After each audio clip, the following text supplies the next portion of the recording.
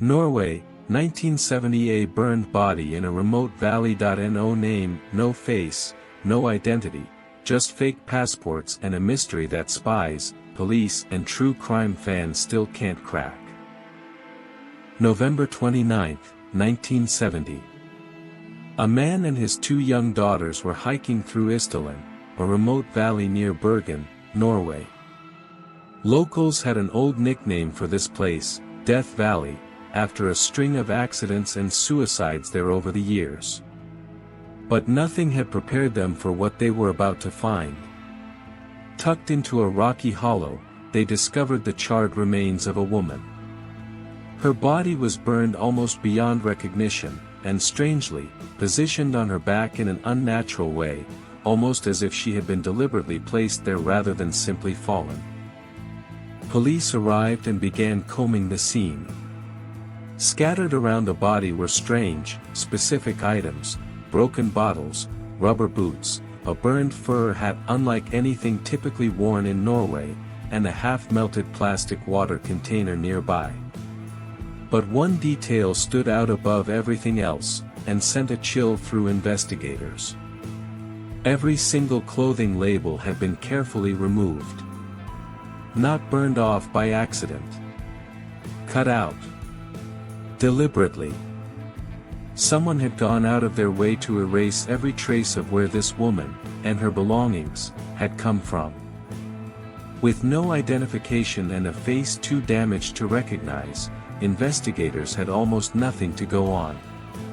But they got one break: fingerprints, still intact enough to search through luggage storage records across Norway. That search led them to two suitcases she had checked into storage at the Bergen train station. Inside were more strange items: wigs, foreign currency, and clothes, again with every single label removed. Everything about this woman had clearly been designed to keep her identity hidden. Investigators began tracing her movements before her death, and what they found only deepened the mystery. In the weeks before she died, this woman had checked into hotels across Norway repeatedly, always under a different name. She used at least 8 separate aliases and multiple fake passports from different countries. Hotel staff remembered her as strikingly memorable, always careful, always alone, and constantly moving from city to city, as if she was avoiding something or someone. Witnesses at various hotels described strange behavior. She was seen speaking multiple languages fluently. Some said she had unusual scarring on her body.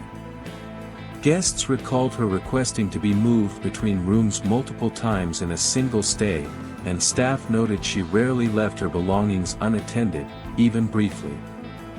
Other guests reported hearing her talking to unseen visitors late at night, though no one else was ever confirmed to be with her. Every detail investigators uncovered only added more questions than answers. Then came a detail that pushed the case from strange into genuinely alarming. Investigators learned that in the days before her death, this woman had been seen in areas close to Norwegian military testing zones and installations sensitive to national security. Norway, during the Cold War, sat right at the tense border between NATO countries and the Soviet bloc.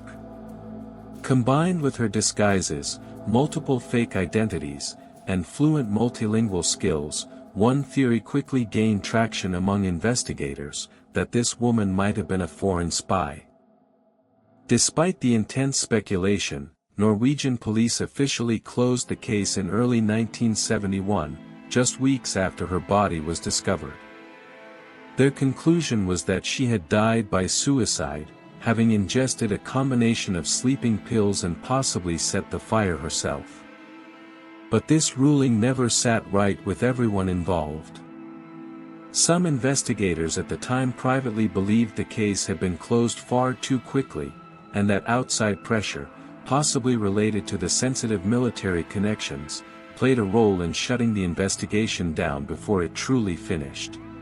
For decades, the case faded from public conversation, but it never fully disappeared. In Norway, the Isdal Woman became something of a local legend, part unsolved crime, part ghost story. Amateur investigators and true crime communities kept digging on their own, revisiting old case files and hotel records, refusing to let her story simply vanish into history the way her identity had. In 2016, journalists from Norwegian broadcaster NRK partnered with police to re-examine the case using modern forensic science.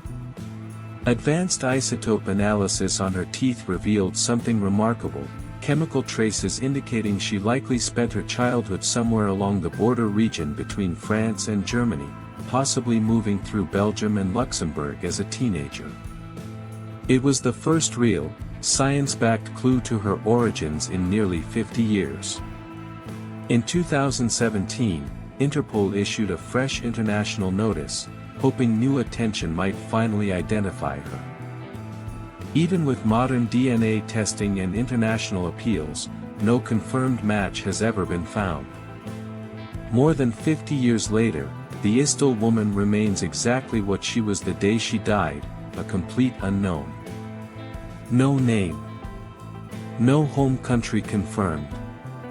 No definitive explanation for who she really was, or why she died in that remote Norwegian valley. Was she a spy? A woman fleeing something dangerous? Or someone living with a hidden struggle no one around her ever saw? Nobody knows. And unless new evidence emerges, nobody may ever find out.